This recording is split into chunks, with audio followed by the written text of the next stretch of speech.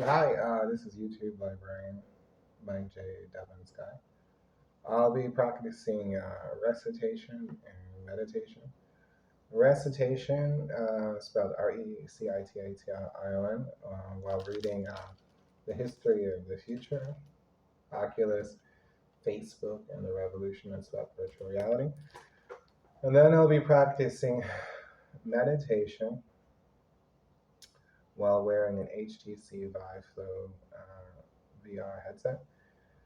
Recitation is defined as reading something out loud, and meditation is defined as sitting quietly without speaking.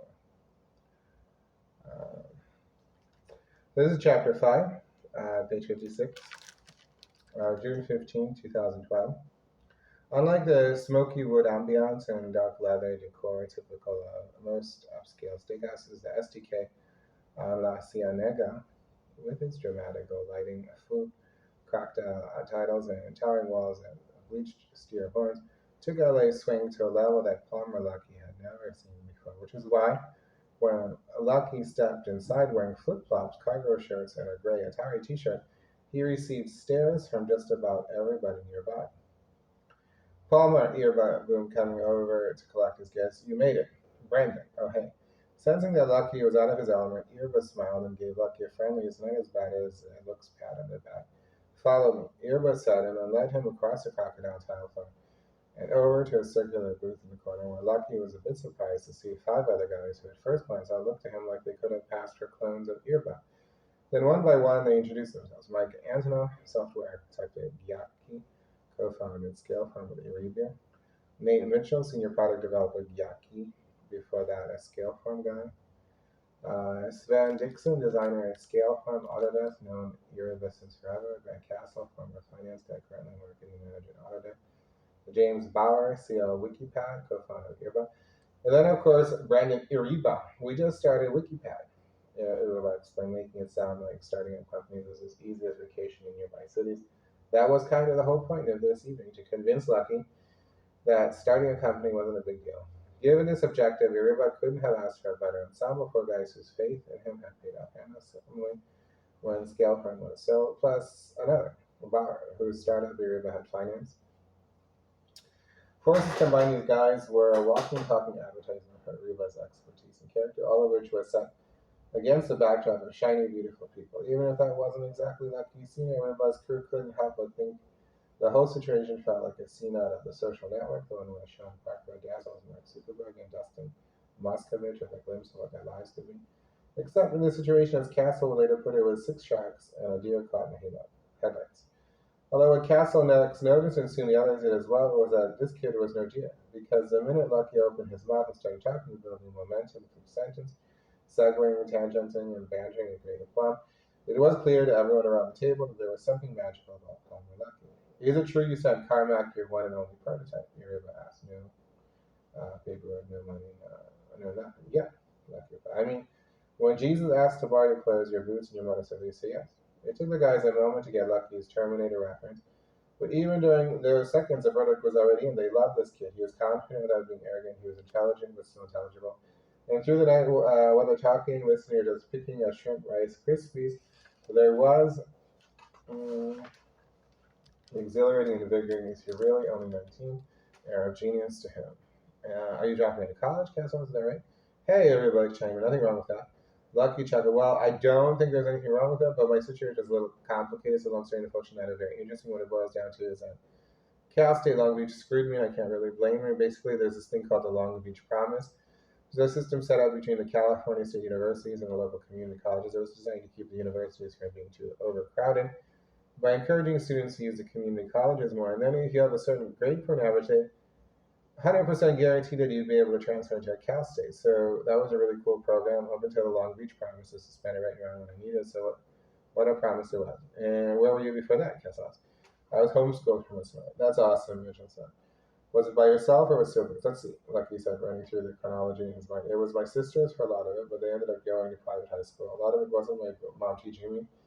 There's a lot of basically self-driven learning courses. I was mostly doing it myself. It only works if you're a certain type of person. Like my sisters were not into it. They were not self-motivated or self-driven, so they couldn't keep up with the work. in the testing. So they had to go to a school system, and I was lucky enough to escape that. Well done, Iruba said, laughing. Did you ever feel like you missed out on something by, going to high school? Yeah, it's a good question, like you said that, but not really, no, because one, I had a lot of friends outside of school. Two, I was involved in a lot of extracurriculars. Three, I had the internet and I had online careers. Plus, I always had my own projects to work on. Plus, having nothing to compare to, I don't know. I guess it's possible I missed out on some valuable life experiences. No, I won't say. Only you missed out on was stupid high school drama. Yeah, maybe, like I said, but internet drama is better anyway. After Lucky recounted some of his favorite online sagas, the conversation shifted to his father. Was he also an inventor? Is that how you got started on all this? No, Lucky explained he was a car salesman at an Acura dealership in Cerritos. And my dad's probably one of the best car salesmen in California. Like, he actually has won awards. This information was a big hit with the guys around the table. What does your dad work? What are his favorite cars to sell? Was it about him that makes him such a good salesman? He knows how to sell people, like he said with a big smile on his face. He knows how to convince them that you need to leave in a car today. I used to go to work with him and learn electrics, like, hold on, I'm going to go talk to my manager, see what I can do. And then I'd go to the manager with him, and we'd all just joke about stuff that was totally unrelated. And then after a few minutes, my dad would come out and say, good news, I was able to get you below invite. So yeah, it was really fun. My dad is what they call a closer. Like, if one of the other employees is struggling to close the day, they bring in my dad and he gets it done. His job is to finalize deals for a small cut, of course. That's awesome, Aruba said, seeing a conversation himself that instantly made him feel closer to Lucky. And he hoped vice versa. I like that. The closer. Yeah, Lucky's like. But being a closer also meant that you're closing up a dealership every night because you have to be there until every last customer is. I remember when I was a kid, I was like, Dad, why do you get to work every single day? And he told me in an older man's voice, that's what you got to do because you're a man. And a man needs to provide for his family. So I asked if he liked doing his job. Most of the time he said, well, there are a lot of times when I hate it. When I hate it a lot, but you still got to do it, whether it's a good day or a bad day. Eventually, the conversation shifted to what had brought them there that evening, virtual reality. And Mitchell asked a question they'd all found themselves wondering at some point during dinner. If virtual reality really is as awesome as you say it and as awesome as John Carmack says it is, then with all due respect, how the hell did a teenager end up being the one to invent this awesomeness? Lucky Blush. What Mitchell was essentially asking was, why are you the chosen one? What makes you so special? The truth was that Lucky didn't have a good answer. My obsession started when I was 16 years old, like he said. But I've been curious about VR way before that, except it was in the same way that millions of people were curious about VR. Like, it was just this crazy, cool sci-fi thing that surely would never happen in my life. I thought of it the same way I thought about time travel. His admission seemed bizarre until everyone at the table realized they were all guilty of thinking the same thing prior to learning about Palmer Luckey. But deep down, they'd all known that VR didn't really occupy that same sphere of independent possibility as time travel. After all, these guys had lived through the 90s and all tried out headsets before. Shitty ones, sure, but headsets nonetheless. I'll own that everybody admitted through laughter. But what I want to know is if anybody else is thinking seriously about VR. Like, outside of the hobbyists that you met at the forum, are there any companies or whatever that might be serious about VR? Luck explained that there were a handful of companies that made VR-related hardware, but that none seemed to have any interest in selling something affordable and consumer-oriented. Definitely none with a wide field of view, like I said. Definitely none with a focus on gaming. The closest thing, but not even really at all, would probably be Valve. Wait, Arab said, Valve as in Valve? Technically speaking, Valve was a game company that was best known for developing a handful of instant classics such as Half-Life, Counter-Strike, and Dota 2, and operating the world's biggest gaming distribution platform, Steam. But to call Valve a game company and to do so with superlative still missed the point. Unlike Nintendo or Blizzard or any of the other truly beloved game makers, there was a mythology to Valve that made it seem less like a company, more like a religion. For these reasons and many more, Valve was uniquely able to attract many of the most talented designers, developers, and engineers, including very recently a prominent programmer named Michael Abrash. Within the gaming industry, Abrash is a legend, not amongst gamers per se, not like John Carmack, but among those who work behind the scenes in the industry. Some knew of him from his books on coding, books like Xana Assembly Language and Michael Abrash's graphic programming Blackwood. While others knew of him from his work at id, where he co-created Quake with Carmack, at Microsoft, where he was a graphics lead on Windows NT, and then later returned to help launch the Xbox, or at Red Games Tools, where he co-wrote the Pixelmatic software renderer. When he was at Red, Europe, so I'd go to his booth, talk to him every couple of years at GDC, just being like, in awe what he had pulled off of that Pixelmatic thing. He did it all by himself, basically. How well do you know him like that? Not that well. Just from talking to him at his booth, I would just walk out and be like a young nerd in awe of Super Godfather nerd. The reason Lucky asked was because of what Brash is now working on at Valve, wearable computing, and specifically, that was now publicly known by his recent post on a blog called Rambling and Evolve Time. Michael Abrash is researching augmented reality. Wait, Castle asked, what's that, augmented reality? The easiest way to explain it, like I said, is basically virtual reality makes you feel like you're someplace totally different, and the entire environment is synthetic. Augmented reality places some digital elements into your view of the real world. So that's really cool. But it's like 10 years away from being viable in any legitimate way. Do you anticipate that Valve will produce a headset of their own, Antonov asked, for VR or for AR? Actually, Lucky explained with a bit of part. The guy I've been in touch with over there, meaning Dan Newell via John Carmack, wants me to make him an AR version of the Rift. But the short answer to what I think you're really asking, like, is Valve going to be a competitor? Is I seriously doubt it. Lucky told the guys that as far as he was aware, Valve saw VR as a stepping stone to AR, and that their goal was to bring games to AR and AR headsets, and not to make the headsets themselves. And believe it or not, Michael Abrash, this man they all revere, was particularly susceptible to simulator sickness. Also, interesting enough, like he said, I actually applied for a job there a couple of months ago, in April, I think, but I got rejected. They said Abrash said they were looking for people with a proven track record of self-directed. Like, oh well. By the time their food arrived, Lucky still wasn't sure he could tell these guys apart in the generic business dude lineup, but he had to admit they weren't what he expected. The guys were thoughtful, considered, and most surprised with genuine passion. By the time they started talking about Lucky's plan for virtual reality, he felt as though he would have cared to at least trust them enough to have an honest conversation. So my plan, Lucky explained, well, prior to the past couple of weeks, was to do a Kickstarter for pre-built kits. I mean, I basically already know everyone with any interest in VR, so it's very doable. So basically, I was gonna bring some people together, have a pizza party, and build these things, probably like 100 or so. Reba tried his best not to look at Lucky like the kid was insane, but that was sort of impossible because if that's all he was planning to do, then he was insane. Of course, he was leaning towards Sony if that was an alternative. Dude, Reba finally said with a gentle shake of the head, no, just no, you can't do that. Well, Lucky said, flashing his eye. Obviously, my plan has evolved. Are you speaking to anyone else besides Sony? Mitchell asked. John said that I guess really their parent company, ZeniMax, might be interested in giving me some funding, but it doesn't sound like a very good deal. Are you guys still on good terms? You ever said what with John? Like Claire? Yeah, very good terms. With the business, I'm not really sure.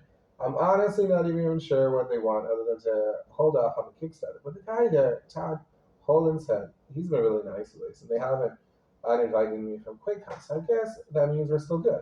The guy's laughed. So there's that, Lucky continuing, and there's one other possibility. My boss at ICT, well, technically, I don't know if he's my actual boss. Anyway, Mark Bolus, who you might have heard of, he's very well connected with the Disney Imagineering Lab in Burbank, and he told me that if I wanted, he would probably get me on the team over there working on VR. No, just no, you're about repeated with smuggler.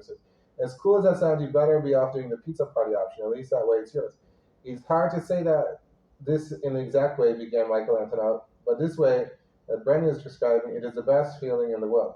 Antonov's comment earned non-term around the table. You need to be able to control your destiny, otherwise, what's the point? I know it's cliche to call it your baby, but that's really what it is. You can't let anyone else take your baby. How can they possibly raise it better than you? All they see is a chance to make some money. They'll never be able to see what it is you see. Lucky way these words. I agree with you, he said.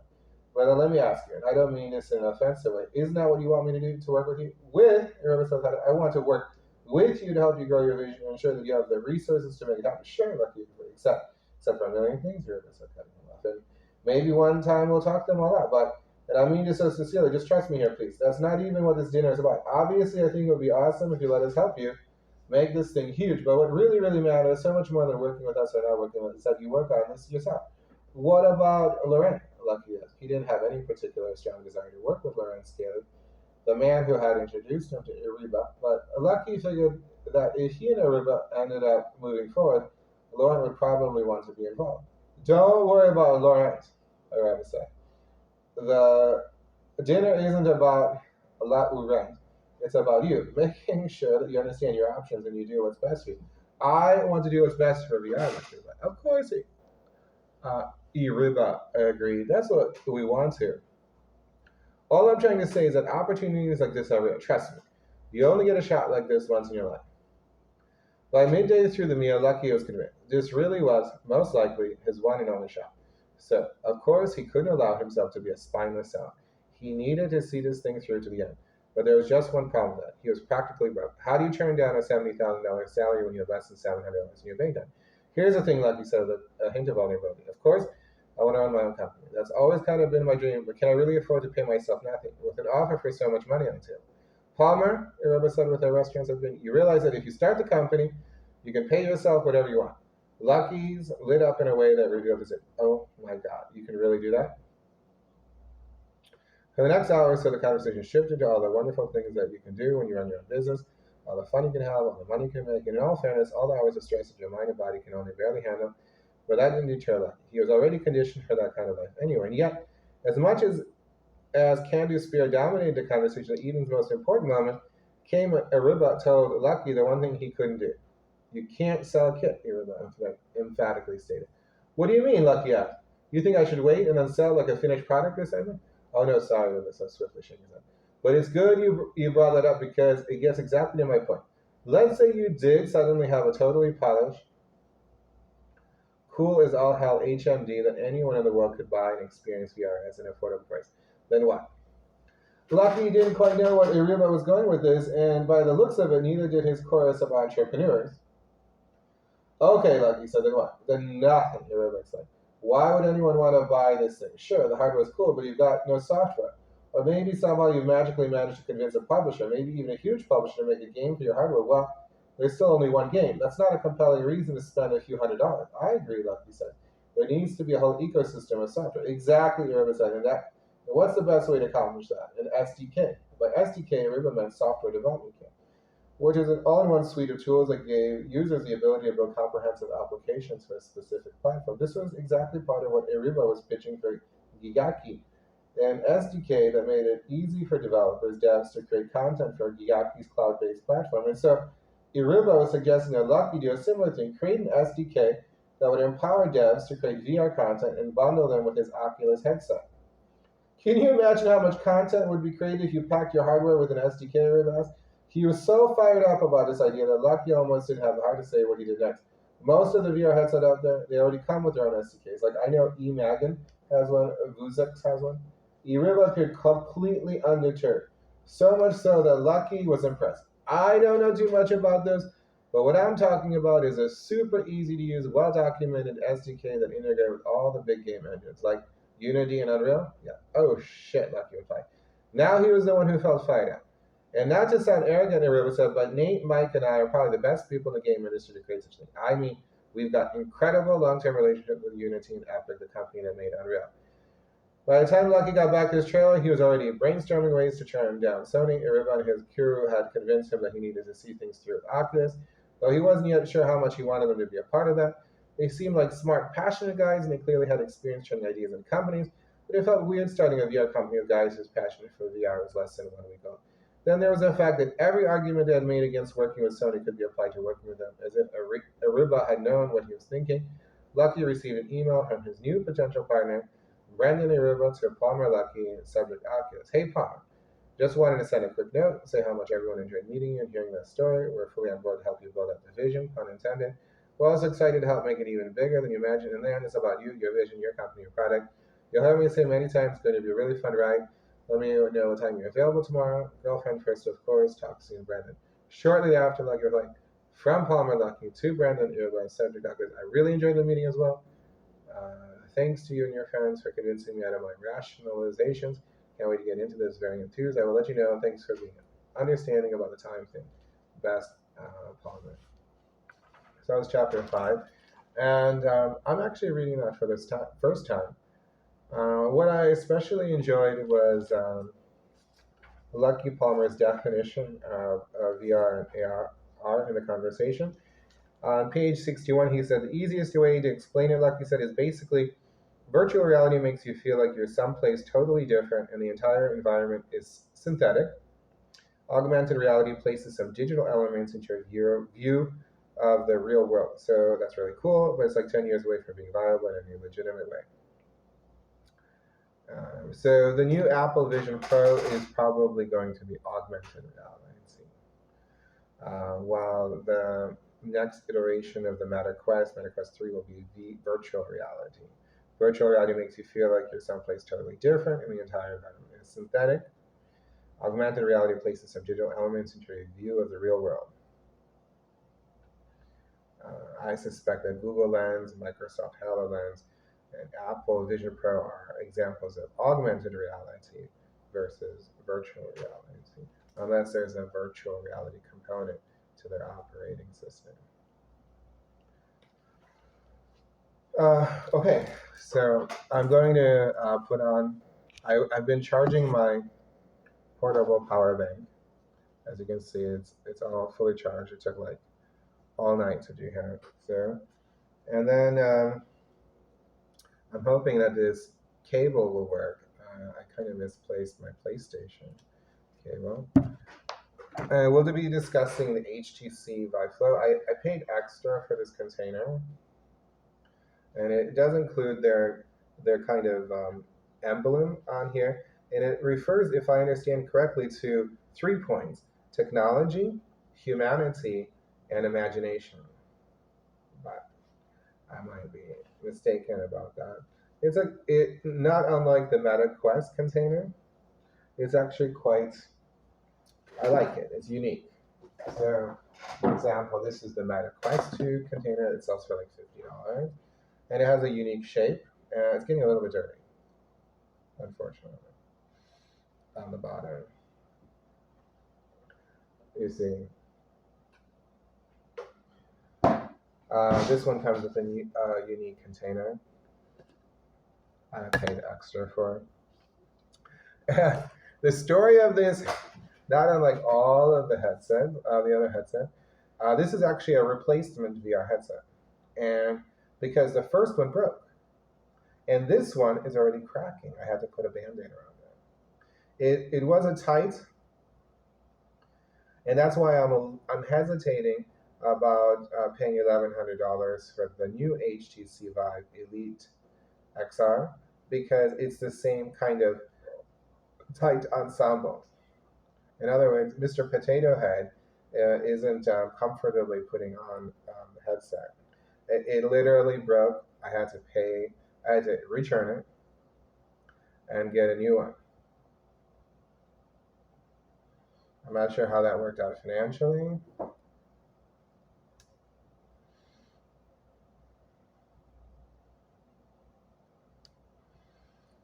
So if you're a grown up, then you might. Oh, wait a minute. And then here is the controller. So what can I say? In terms of the controller, it's not unlike the Pico G3. And how do you explain this particular experience? I think it's a digital literacy concept. It's kind of like a thumb shape. And what's this here? I probably have never used it. It could be the volume button. It takes batteries, and those are actually 2 Sony batteries.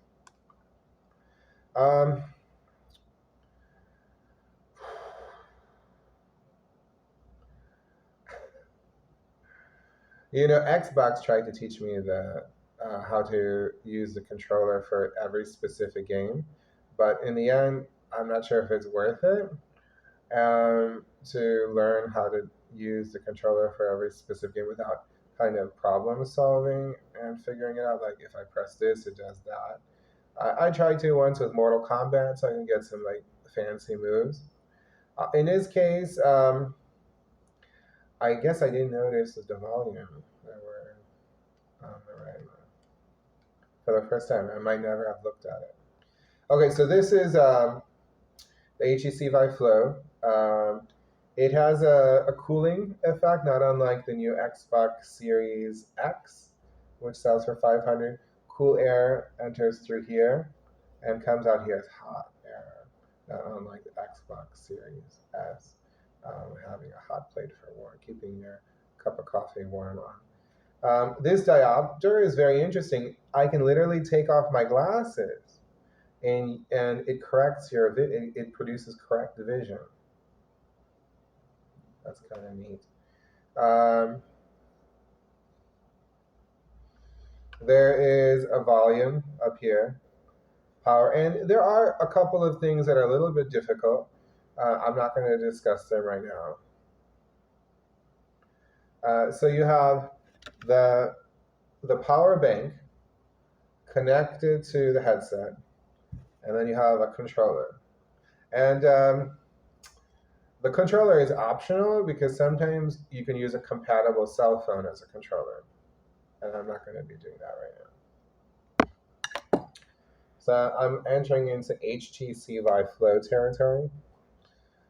And remember, my intention is just to practice meditation. So any any speech act on my part is a violation of my own intention. My intention is to record myself practicing meditation.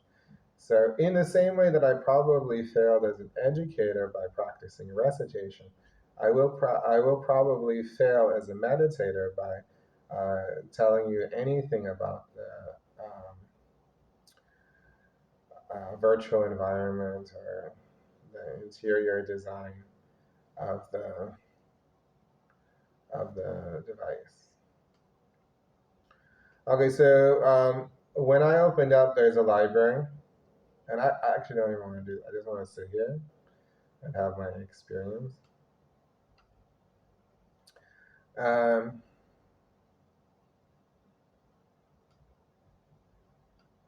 on Viveport Video, there's a really good pizza show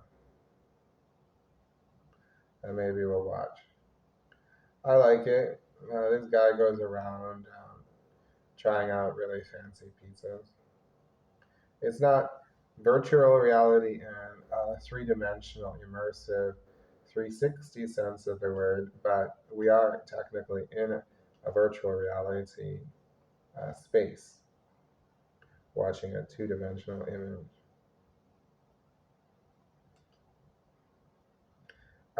It's strangely, the pizza show is in a title card called Thrillist. I don't know why they put it inside of Thrillist, but I kind of like this show. I just want to relax and watch a show because I told you I would be practicing meditation, not education.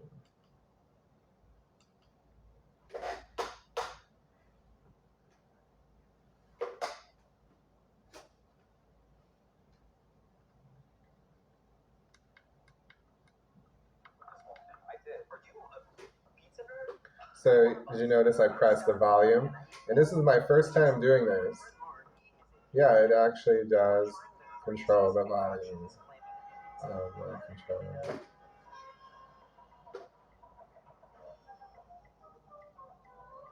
I like this show. I kind of like the college tour show on Amazon Prime. I liked the most expensivest on Tubi. I liked Selling Sunset on Netflix.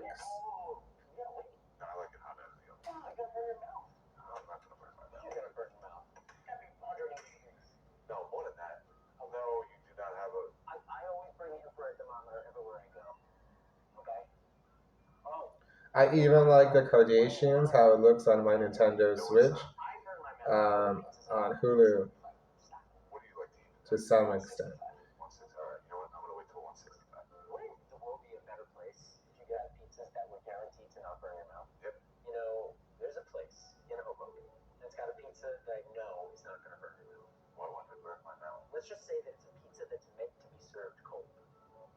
I think the guy's wearing Warby Parker style glasses.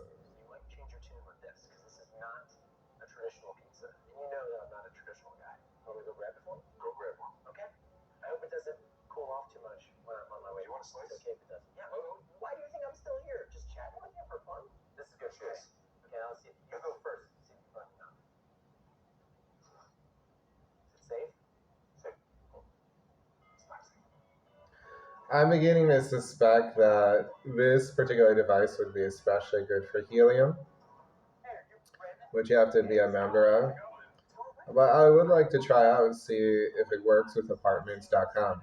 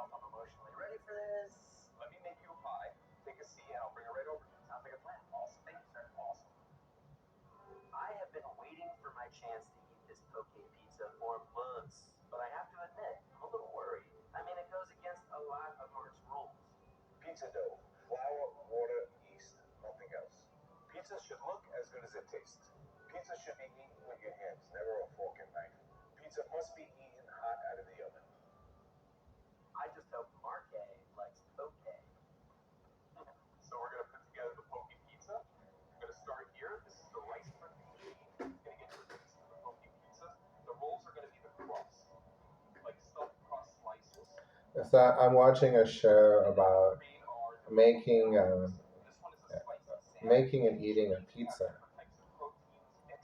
made with poke, which is kind of unusual.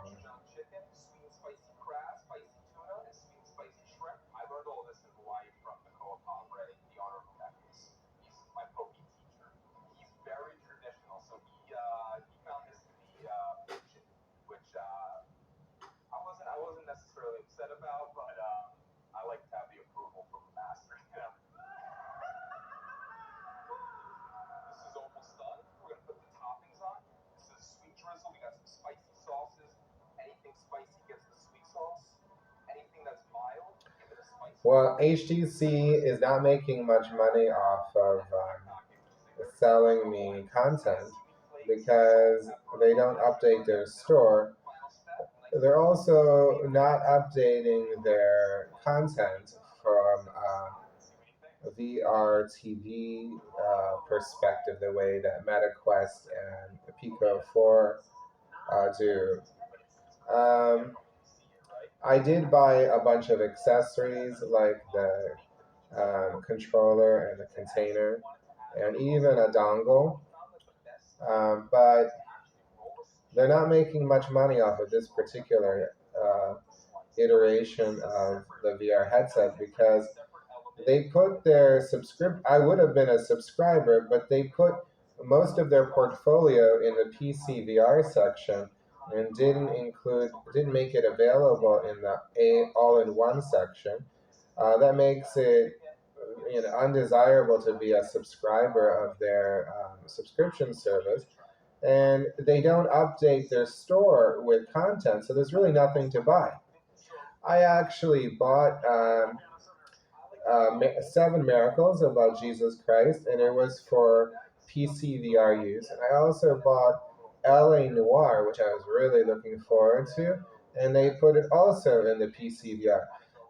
It's kind of strange because All in One is a newer concept technologically, and they decided to put the VR content in the old fashioned and out of date antiquated section that so I can't actually experience my own paid content of LA Noir and the Miracles because it's a PC VR content. That means that the VR headset is connected by a cable tethered to a computer that it's actually compatible to. So what that, even though I myself ended up being satisfied with the HTC Vive Flow, in fact, I even created a little kiosk from a business perspective, which would work for JobOps VR. Uh, you know, HTC is not making much money off of this concept because they don't update their store with content, and they put all of they put most of their portfolio in the PC VR section, which stands for um, personal computer virtual reality. When the older VR headsets are tethered to a compatible computer.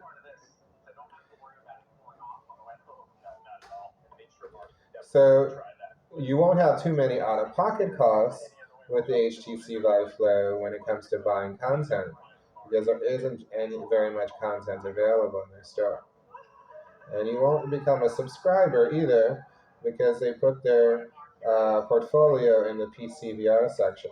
And this is true not only for HTC Vive Flow, but also for HTC Vive XR Elite, the 2023 model, and for HTC Vive Focus, which was their former all-in-one headset. But all three contemporary VR headsets, HTC Vive Focus, HTC Vive Flow, and HTC Vive XR Elite, which is the 2023 model, most of their portfolio is still in the PCVR section. Pre-HTC Vive Focus, pre-HTC Vive Flow, and pre-2023 HTC Vive XR Elite. So you're not going to have too many out-of-pocket costs unless you buy accessories like the dangle or the container or the optional controller.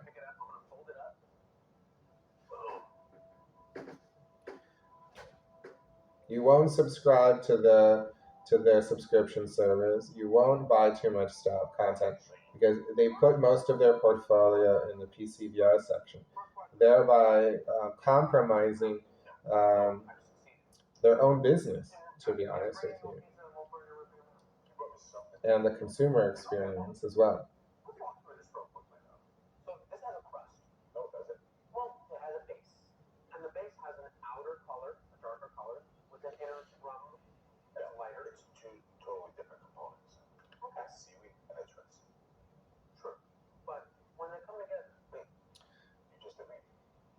But this particular device has a really cool effect. It can appropriate your cell phone and make it visible in the virtual environment. So you can use your cell phone in the virtual environment. That could be because there was $1 million deal with Android to make that possible.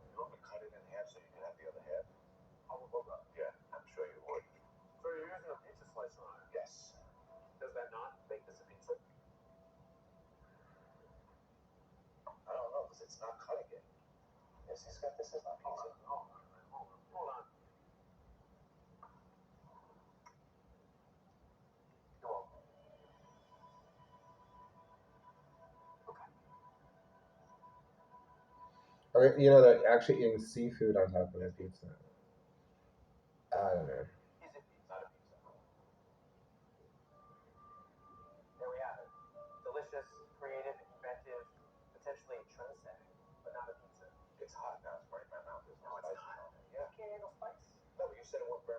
Well, that effect is really awesome, actually,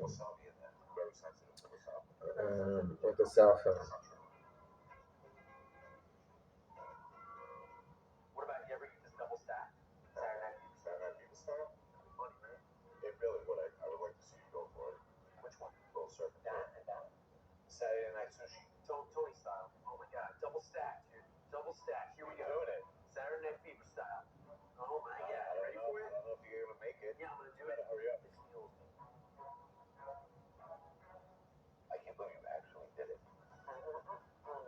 So yeah, I can't believe what kind of pizza they're eating. It's kind of like putting sushi and ratatouille on top of a pizza. That's cool. I kind of like that shit. Then I click on this button here. It has a circle. And then I click on the trigger button. I go to back to home. And I head over to the browser, Vive browser. And let's see if apartments.com works on HTC Vive Phone. I've been kind of having a very interesting experience. I've been listening to a podcast of Perez Hilton with Chris Booker while reading from TNF Online, the academic journal Celebrity Studies, and checking out who made it to on Google Trends. But right now we're gonna look at my own content. Yeah, we're about to do that. Let's look at apartments.com.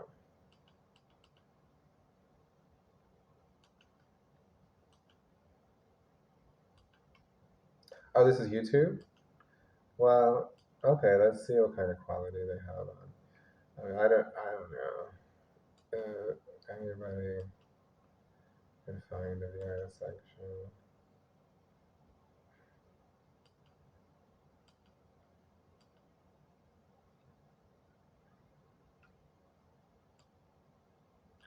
what happens in a situation like this, you have to find a selling point. You have to be like, even though this, that, and the other, there is a selling point that appeals to me. What am I doing? I'm looking for the VR section.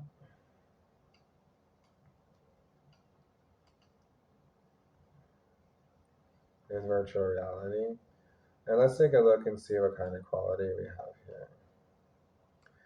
The quality on the pizza show was great. I think it's a great show, to be honest with you. I think we have some skydivers. I think they're anticipating a massive rollout of black clothing. That's why there's like a black parachute.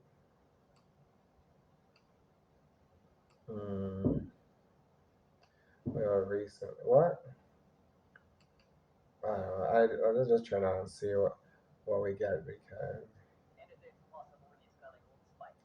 I found the virtual reality section of YouTube. And this is not unimportant for HTC Vive Flow because they're not really updating.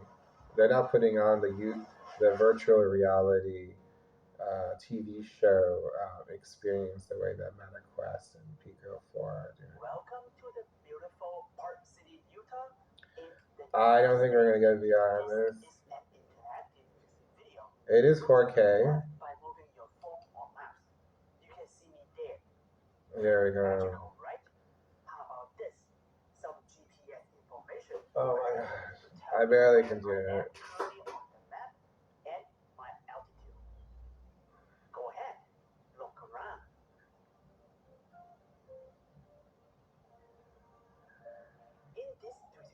Now, I mean, YouTube VR is not going to necessarily have the same quality standards, but actually, you can get to 4K, you can get to VR, yeah. It's just who is uploading the content and who is providing managing the site. It looks very nicely organized, to be honest with you. But to me, that's a virtual reality TV. And Pico 4 provides a virtual reality TV experience. I mean, there's a version. I don't know what to call it actually, because if you say TV, it gets confusing.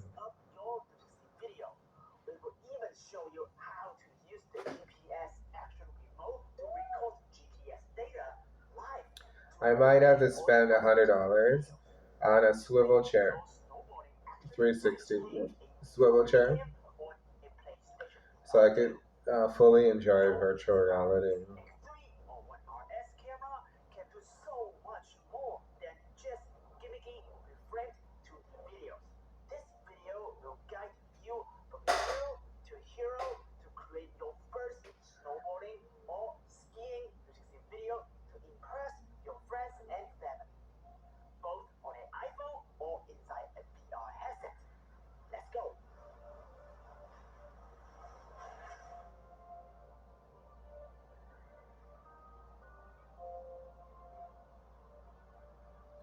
They're calling it immersive 360 versus virtual reality.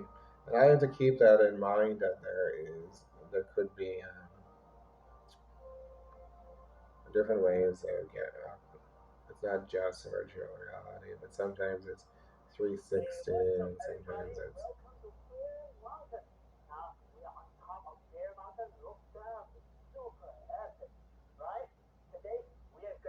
Now you do understand what 360 means.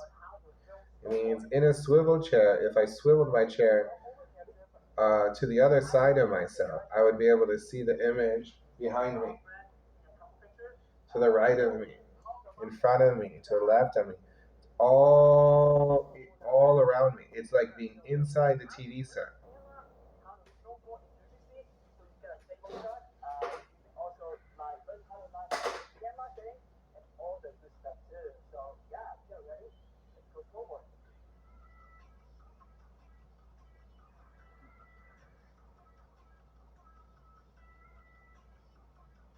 Well, I certainly enjoyed watching TV when I was a kid.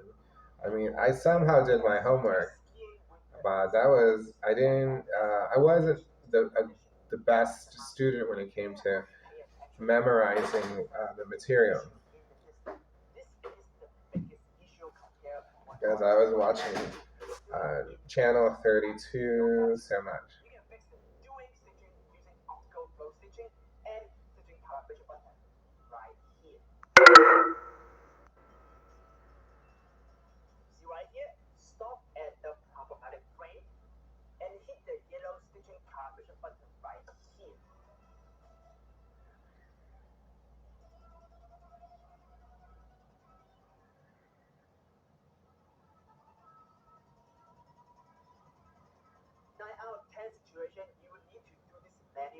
Um, HTC by Flow, like practicing meditation, it does max out at about 30 minutes. It becomes a little bit tight, and then and that's about how long I'm supposed to have it on anyway.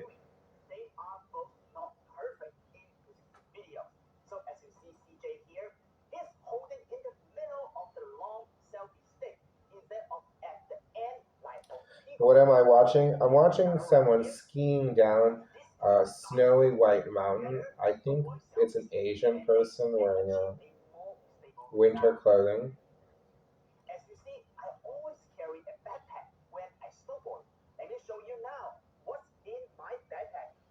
Now all of a sudden he's snowboarding while his friend is skiing.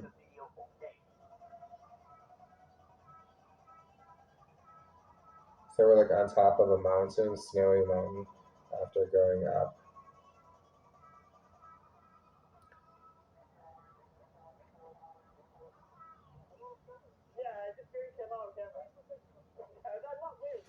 I think HTC Vive Flow has a chance. HTC has a chance of making it. I think they're going to introduce VR chatting with their new XR 2023 XR Elite. That's that's a nice selling point, but they want 1100 for it.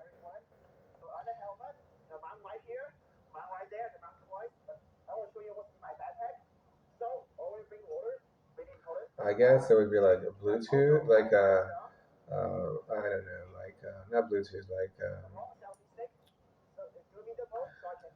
uh, like texting.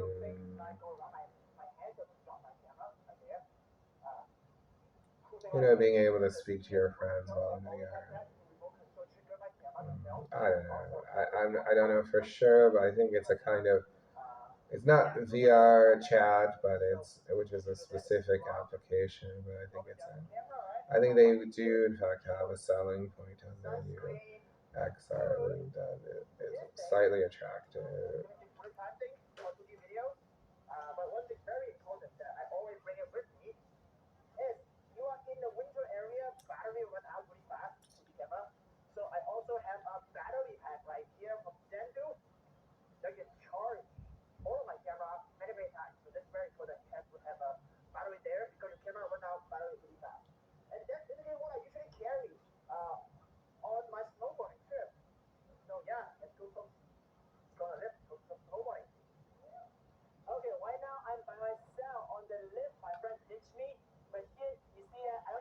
We got to this button. We just made some progress.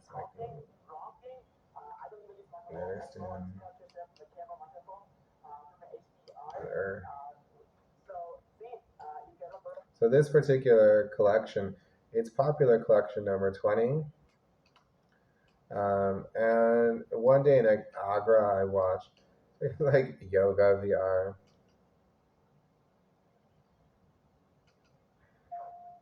I really don't care to be honest with you. I mean, I could be watching Channel 11 for all, yeah, which was national broadcasting channel. Yeah, I mean, it's so easy to satisfy me with VR. I mean, I could be watching Channel 11 for all night and be satisfied by it.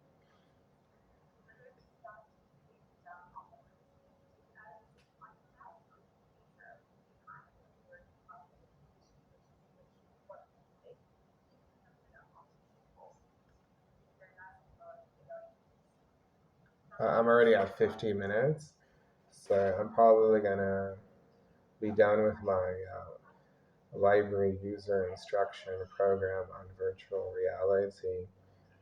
I'm assuming a 1 hour um, meeting.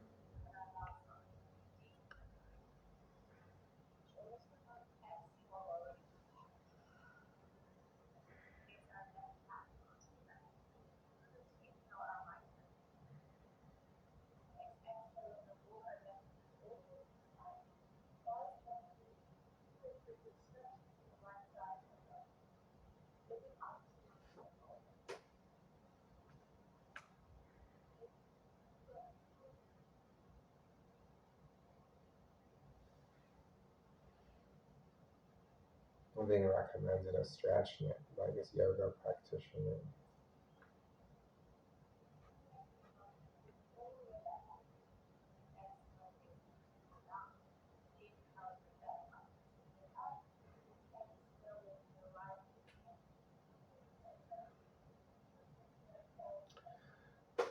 So, to some extent, I failed as a meditator. To some extent, I failed as an educator. But it was my intention to practice recitation and meditation.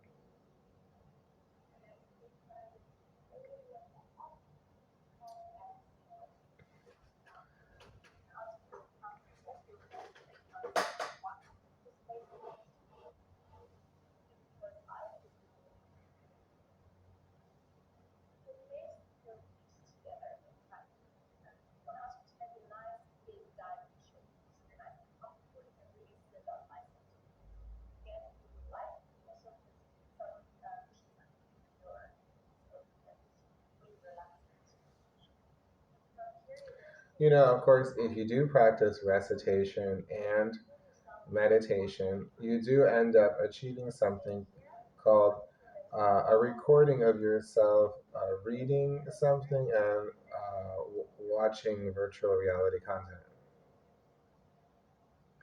So it would be like recording, videotaping someone reading quietly to themselves and watching TV.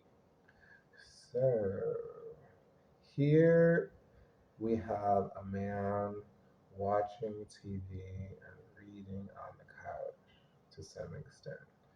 That would be pretty much what I would have liked to have achieved. Here is, but I like to provide some educational material.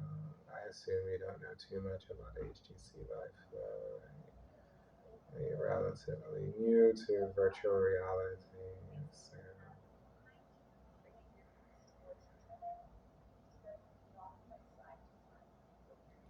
I don't think you know anything about virtual reality necessarily. Or if you're an insider, you might not have bought the HTC Vive Flow.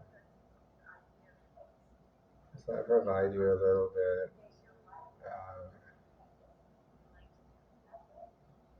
content. Thank you.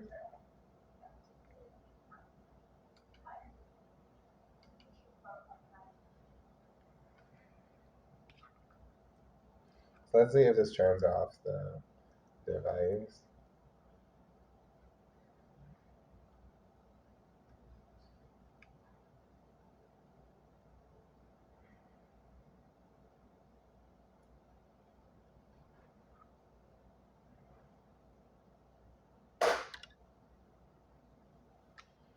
And believe it or not, I know it's hard to believe, but I do in fact have perfect vision without my glasses because of this diopter allows me to adjust my vision. I don't have to wear glasses.